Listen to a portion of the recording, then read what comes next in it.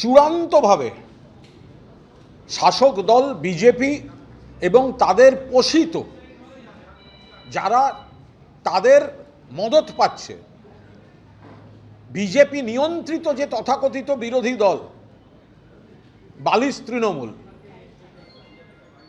এরা কার্যত নিজেদের মধ্যে ভাগবাটোয়ারা করে নিয়েছে।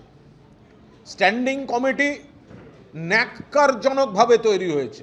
হোম, মুখ্যমন্ত্রী বা পুলিশ মন্ত্রীর 4 জন তৃণমূল থেকে দেখানো হয়েছে, 4 জনই হচ্ছে প্রো গভর্নমেন্ট শিবির। গভর্নমেন্ট যাদের বসিয়ে দিয়েছে তাদের থেকে 4 জন, যারা সত্যিকারের প্রতিবাদ করবে একজনও নেই। এতগুলি কমিটি, তার একটা চেয়ারম্যান শোভনদেব চট্টোপাধ্যায় নেতৃত্বাধীন তৃণমূল কংগ্রেসকে দেওয়া হয়নি। বিজেপি আর বালিশ শিবিরে ভাগবাটোয়ারা হয়েছে, ভাগবাটোয়ারা।